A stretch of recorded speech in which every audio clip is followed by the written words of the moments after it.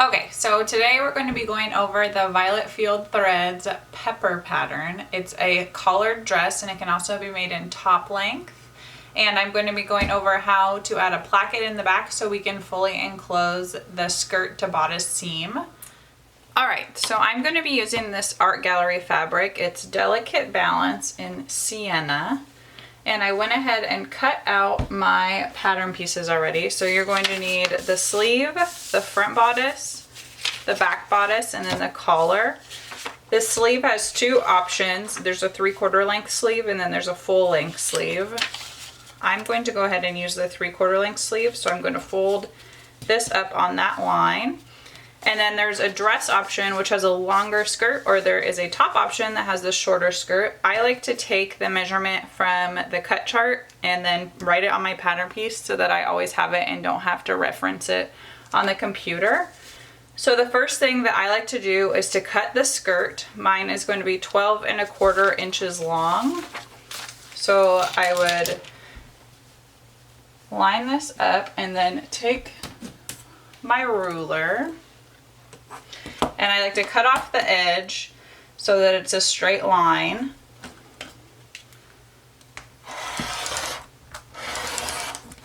And then measure 12¼ inches down.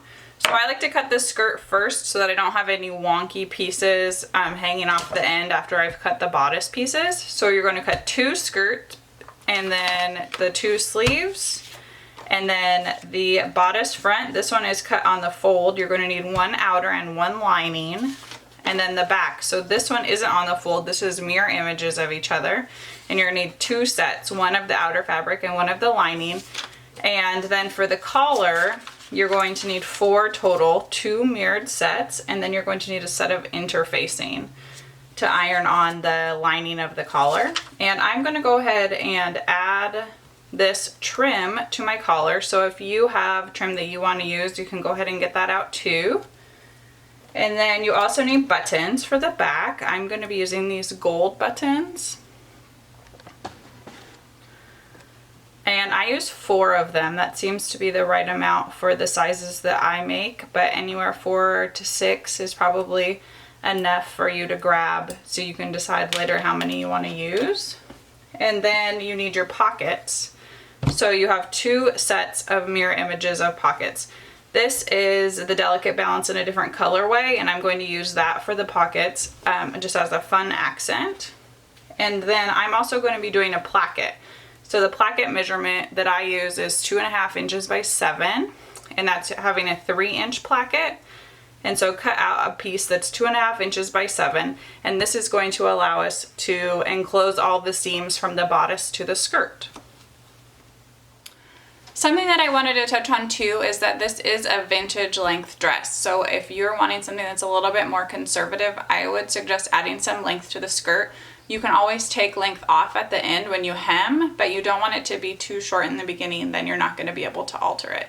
So the dress should hit right above the knee, and so if you're wanting a little bit more leeway, I would add 1 inch or 2 to the bottom of the skirt. Okay, so now I have everything cut out. I have 2 interfacing collar pieces. I have 2 sets of mirror images of collar pieces. Oh, there's some strings in here.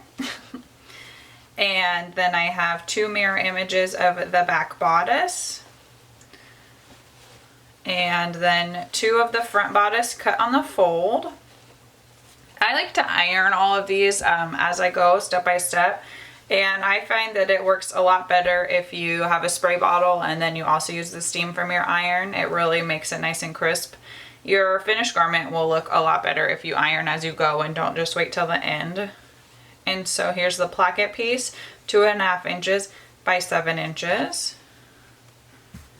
And then 2 sets of mirror images of the pocket. And then the 2 sleeves.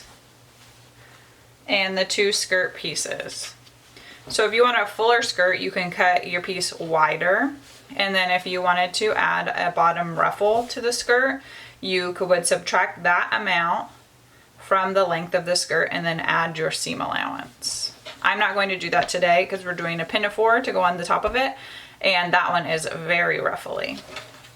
So next we are going to take two mirror images, or a set of mirror images of the collar pieces, and we're going to apply the interfacing. So you could kind of look and see which print or which pattern you like better so that you want those ones on the outside. So if I'm looking at these ones, I probably like this one and this one to be on the outside. And then so I'm going to apply the interfacing to these two because they're going to be the lining. So you can go ahead and iron your interfacing on. And then I cut a 1-inch strip of interfacing, and this is going to be for where I'm going to put the buttonholes. So you're going to grab your back bodice piece.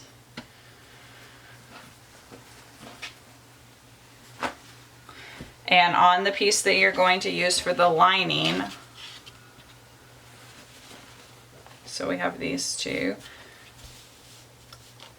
And this one is going to be the one that has the buttonholes, and this one would have the buttons. So we are going to apply the interfacing to the one that would have the buttonholes, which is on the left-hand side.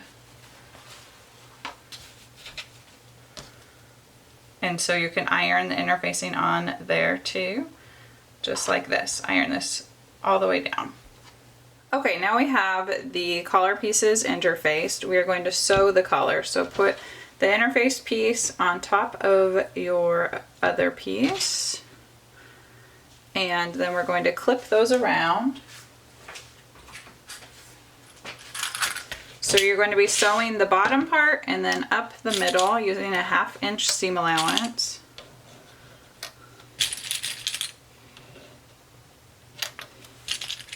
And then you can go ahead and do that for both the collars. So we're going to be sewing down here and then across here. Now the collars are sewn, we can go ahead and trim this seam allowance down so that they lay flat. I'm going to be using pinking shears, and you can just cut all the way where you are sewing.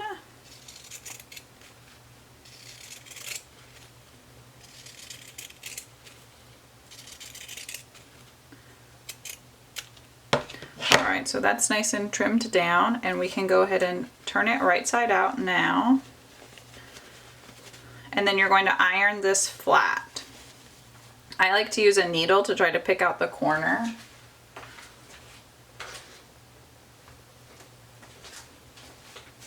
So I'll just put the needle in here and then pull that fabric out so that it is more of a point. There we go. And so you're going to do that on both sides and then iron this flat. And if you want, you can top stitch the collar. So you would just top stitch right over where you already stitched. Okay, so now you have your front bodice piece out, and then you have your two finished collar pieces. You're going to line those up along the neckline, just like this. And they should overlap in the middle. So if you have your hem gauge or a little ruler, you can measure down from the center, and they should cross right at the 1/2-inch mark. So mine is a little bit more. I'm going to move this one out a little bit. All right, and so that is exactly the 1/2 inch. So we can go ahead and clip these together, and you're going to baste these in place.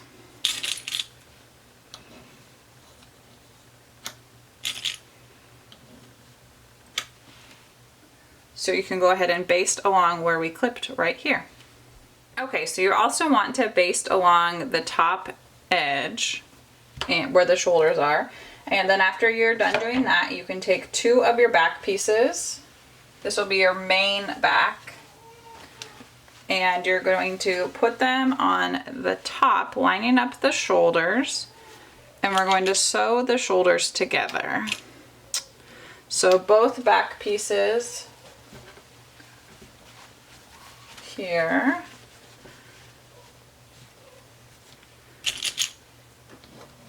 So sew both of these shoulders together, and then you're going to repeat for the lining pieces. So you take the other main or front bodice piece.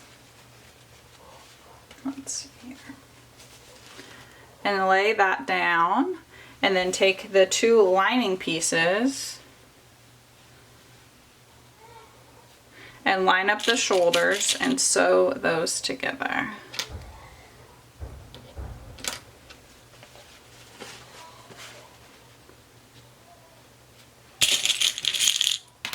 All right, there you go. Now that the shoulder seams are sewn together, you're going to iron the seam allowances open. So see how this is ironed open here. Then put the lining on top of the main. You can lay the lining on top of the main fabric and then line up those shoulder seams and clip those together.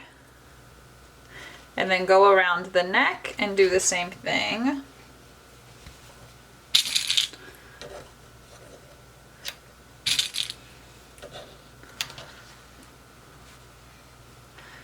And then you're going to do the back of the neck and then down where the button and buttonholes are going to go. So down here, around the neck, and then down the other side as well. And then you're going to sew those together using the 1/2 inch seam allowance. Okay, now we have this all sewn. We are going to trim down the seam allowance using the pinking shears. Okay, so I used the pinking shears down here and then up until I could get to the shoulder seam. Mine are not strong enough to do the area where the collar is too. So then you're going to take your scissors and clip into the curve. Make sure that you don't clip through your seam. But this is going to help when you open it up. It's going to help it lay flatter.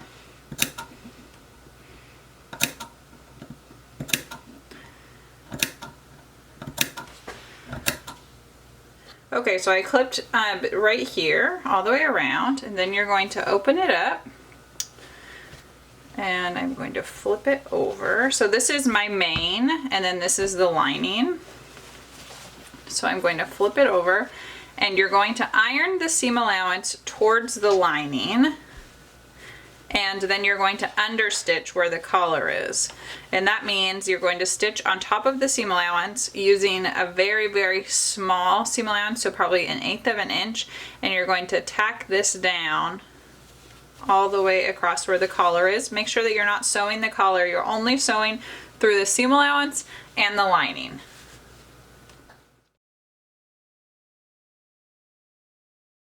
Alright, so now we have understitched, you can see under here, and then I pressed it, so I pushed the collar down, and you can see right here the collar does not overlap, but it just meets in the middle. That's why we measured down 1/2 an inch to see where they would cross.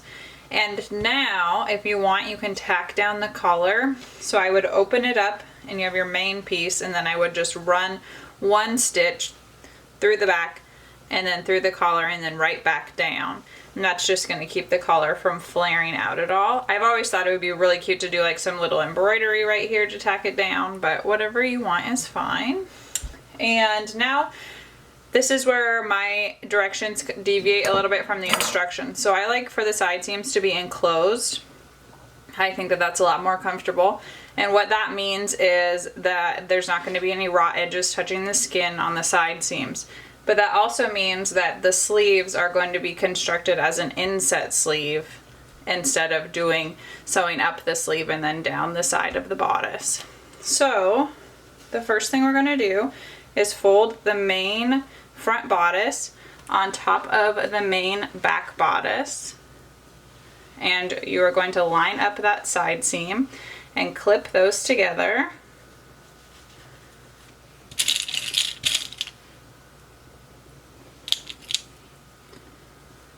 And then you're going to do the same thing for the other side.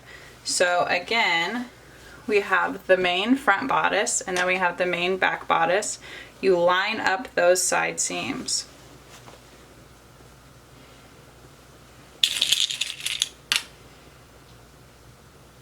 And clip those together. And then we can turn it over. And now that we have the lining facing us for the front, and then there's also the lining for the back, and again you're going to line up those side seams. So now you should have 4 seams that you're going to sew, and you can do these with a 1/2 inch seam allowance.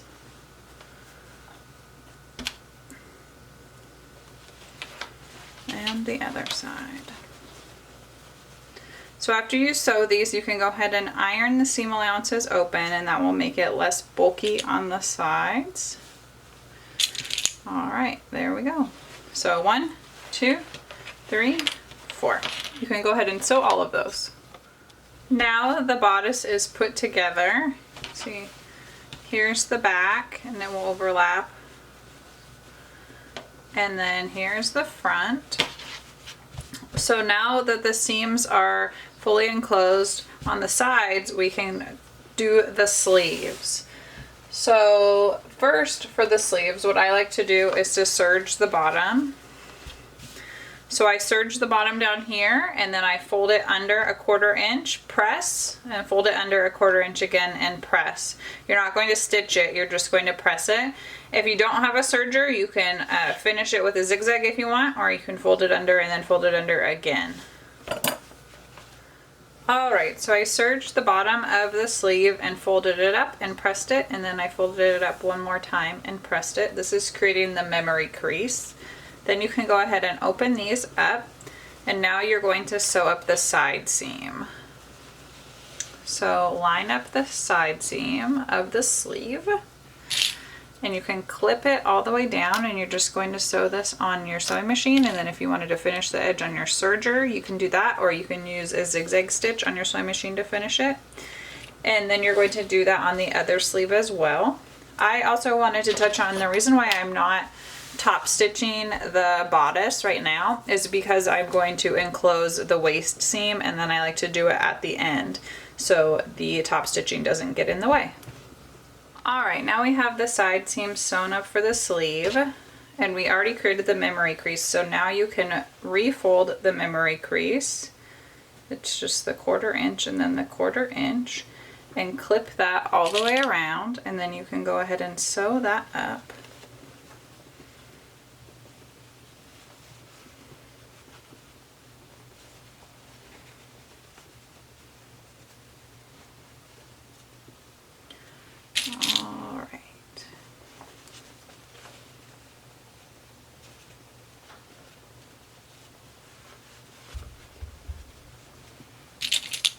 Alright, then you can sew that up, and I already did that on the other sleeve.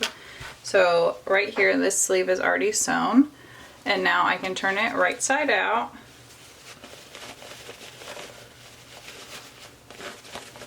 And we're going to find the center of the top of the sleeve. So we just do that by folding it in half. So the center would be right here. I'm going to go ahead and mark it with a clip.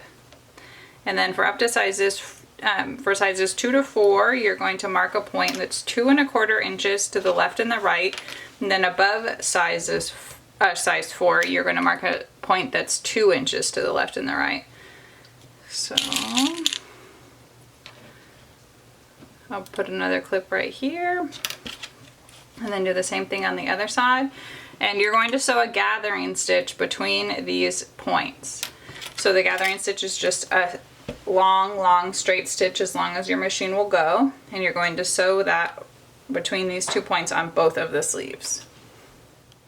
Okay, so this is basically the last step in the bodice construction aside from the buttons and buttonholes. So you're going to turn your bodice inside out, and then you're going to take one of your sleeves, and we have the center point. You're going to line the center point up with this shoulder seam and clip those together. And then you're going to do the same thing for the other seam on the sleeve. You're going to line that up with the side seam and then clip those together. And now you're going to take that gathering stitch that you just put in right here, and you're going to pull it tight. And then this is going to allow the sleeve to sit inside of the sleeve opening, and you're going to clip it around. Make sure that you're just pulling the gathering stitch to make the sleeve fit. So go ahead and do that on both of the sleeves, and then you're going to sew this around with your sewing machine, and then you can finish the edge however you would like, either with your serger or with the zigzag stitch on your sewing machine. Alright, now we have the sleeves attached and we're going to do the buttonholes. So we have to measure a half of an inch down from the top. The buttonholes are going to be on the left bodice if the bodice is laying down facing you. So we mark a half an inch down, and these are going to be vertical buttonholes. And then they want it an inch from the bottom. So I mark another inch from the bottom. And the buttons that I'm going to be using are, let's see here, 5/8 of an inch. So I'm going to take my gauge, and I'm using 4 buttons. So I'll line the top one up, with this mark, which is where the buttonhole is going to start, and then it's going to go down this way. And then I make sure that the 4th gauge is going to be right above the bottom marker. So see, I can fit this between the bottom marker and the bottom of my gauge. So that's probably going to be about right. And then I'm going to mark the starting point for the other buttonholes.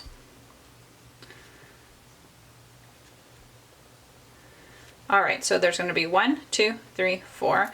And now you can go ahead and do your buttonholes. I would suggest that you do a few practice ones using the interfacing and the fabric that you did use. If you try to do it on a scrap piece of fabric, chances are it's not going to be the same as when you do it on your actual garment. So just make sure that you replicate the exact garment when you're practicing.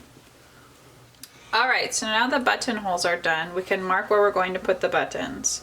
So the buttonhole is a half an inch from the center seam on mine. So I'm going to find the center of the buttonhole and then mark a half an inch on the other side, and that's where I'm going to sew the button on. And then you can go ahead and do that for the other buttonholes as well.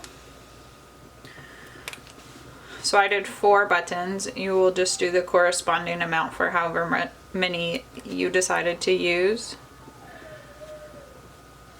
And now your buttonholes might be a little bit tight, but they will loosen up as you use them.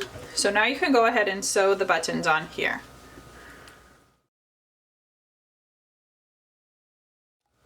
Okay, so then after you sewed the buttons on, we are going to be done with the bodice, and then the next step we're going to do is to sew the skirt. When we do the skirt, we're going to be adding a placket so we can fully enclose the skirt seams. That's going to be in the next video.